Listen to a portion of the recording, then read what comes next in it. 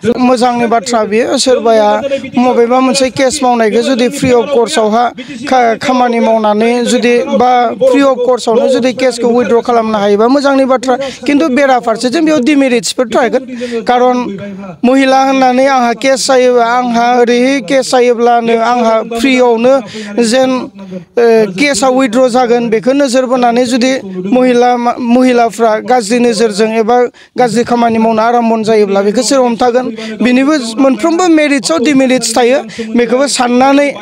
जेन खामानि मावो बेखौसो आं खावलायगोन फैबाय थानाय समाव जाहाथे जोङो समान मोनथाय मा महिला मा पुरुष जाहाथे बयनिबो समान मोनथायाव जोङो लांनो हायो सोरबा पार्लायाव सुनानै आइजोफोरनो बांसिन पुरुषफोरनो खम मबेबाखौ पुरुषफोरनो बांसिन हौवाफोरनो बांसिन आइजोफोरनो खम बिदि खालामनायखौ जोङो मोजां नोजोर मोजां लक्ष्य होननानै जोङो साना जिहेतु जोङो मानसि हौवाब्लाबो हिनजावब्लाबो मानसि हिसाबै जाहाथे जोङो मोनसे समान अधिकारखौ मोनलाङो बेखौ नोजोर बोनानै जोंनि अल्टारनेटिभ पार्टि अफ बड'लेण्डआ खामानि मावलांगोन मबेबा मोनसे गोजौ गाहाय जोङो जेबो लाबोआ बेथ' 5 बोसोरा थांबाय सुक्तिनि उनाव बे 5 बोसोराव बिथाङा खुगाजोंल'सो मावबाय प्रेक्टिकेल हिसाबैथ' जेबो मावासै रायजोआथ' नुदों खाना नङा आरो एसेबां जोंनि रायजो राजाफ्रा एसेबांखिनि साननो हायैबो नङा जे मेगनजों नुदों जे सान्ति सुक्तिकारि रन्जन दैमारिया दिनैसिमबो जोबथेसालियाव खाथेजानानै दं बे बास्तब बे सैथो बेराफारसेथिं जोंनि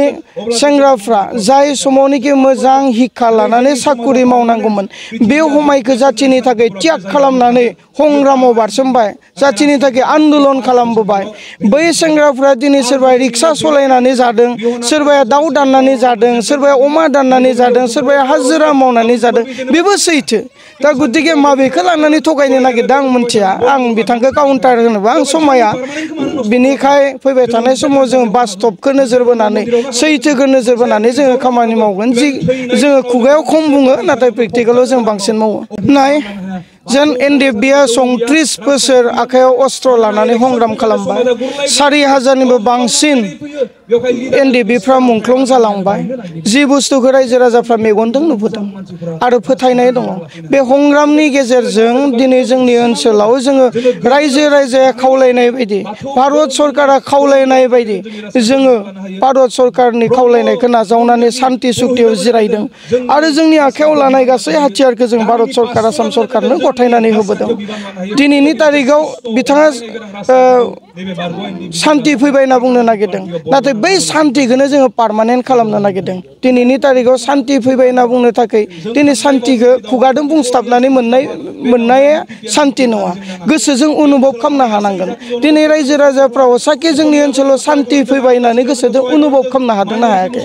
दिनै जोबथेसालियाव दिनै गोबां बारग' एनडिएफबिफ्रा खाथे जानानै दङ बे हिसाबाव रायजो राजाफ्रा सान्तिया फैबाय होनना अनुभब खालामनो हादोंना हायाखै जि समायाव एनडिएफबि आखायाव हाथियार लानानै संग्राम खालामोमोन बैखिनि समायाव सिलाइ गुलि बारुदजों जेसेबांखिनि मानसि थैदोंमोन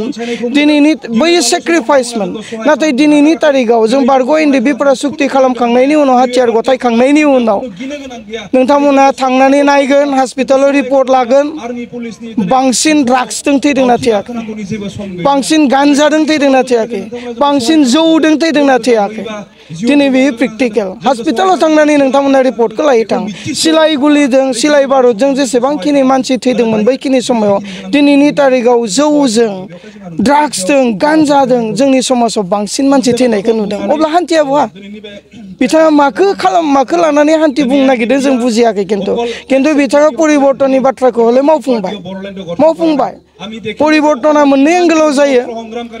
मोजांनिफ्राय गाज्रि खालामनायाबो परिबर्तन गाज्रिनिफ्राय मोजाङाव लाबोनायाबो परिबर्तन बिथाङा मोजांनिफ्राय गाज्रियाव लांनाय परिबर्तनखौ खिन्थु मावफुंनो हाबाय रायजोनि गेजेराव बेखौ हले रायजो राजाफ्रा स्वीकार खालामो नाथाय नोंथांमोननि मेन एक्सएडिएफनि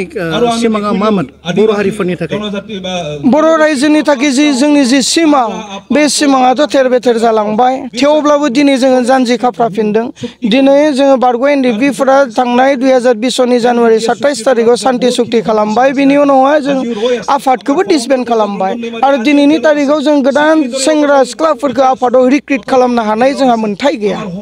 गोदान आफाद दानायनिबो जोंहा मोन्थाय गैया बिनिखाय जोङो डेम'क्रेसियाव थानानै डेम'क्रेसि हिसाबै पलिटिकेल पार्टि दानानै बेयाव जोङो गोबां रायजो राजाफोरखौ लाफानानै खालामनानै समाजखौ सिबिनो नागिरदों लोगोसे जोंनि जि सिमां बे सिमांखौ जाफुंहोनायनि थांखियाव जोङो थांनो नागिरदों जोङो मेंग्लियाखै जोङो बायग्लियाखै जोङो संगठनासो सिफाय जादों नाथाय जोंनि गोसो गोरबोआव जे हारिखौ अननाय मोजां मोननाय बेखौ दिनै सरकारा माब्लाबाबो जोंनिफ्राय सेख'नानै लानो हांनो हायाखै आरो बेयो माब्लाबाबो थेर बेदेर बायफ्लेनानै थांनाय नङा जों जाथिखौ सिबिदों आरो सिबिलांगोन मोजांनि बाथ्रा खौसेथिया फैयोब्ला नाथाय मोनसे बुस्थुखौ नोंथांमोना लक्ष्य खालाम बिथांमोननि जेब्लानाखि मेल मिटिं जायो उनथिंजाय मोनसे बेनार थायो जेरावनाखि पिस इउनिटि एन्ड इन्टिग्रिटि नाथाय पुलपिटआव थानानै माइक्र'फनाव बिथांमोना सोरखौबा थिग सेरायगोन बबेबा पार्टिखौ थिग सेरायगोन बबेबा पार्टिखौ थिग सेरायगोन अब्ला इउनिटिया बहा थाखो खौसेथिया बहा थाखो बेयाव डेभेलपमेन्टआ बहा थाखो बेयाव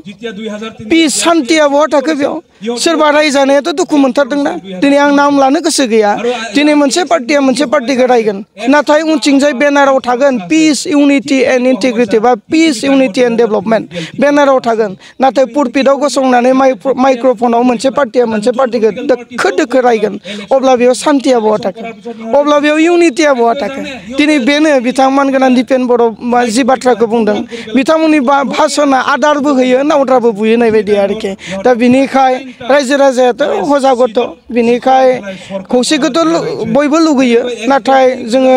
राजखान्थियाव खौसे जाफेरनो हायाखै नाथाय जोङो मोनसे मोन्थोरजों दिनैनि तारिखआव आवगायदों बड'फा उपेन्द्रनाथ ब्रह्मनि मोन्थोरजों बा बिथांनि खावलायनायाव जेरैहाय सेपारेट स्टेटनि आन्दलनाव बर' रायजो राजाफ्रा खौसे जादोंमोन दिनैनि तारिखआवबो रन्जन दैमारिनि जेलाव थानायखौ उदां खालामनायनि सार्थ राजनितिकआव बिटिसिआव थानाय बर' जाथिया खौसे जागोन बियो जोंनि सिमां आरो जों खालामगोन बियो जोंनि थांखि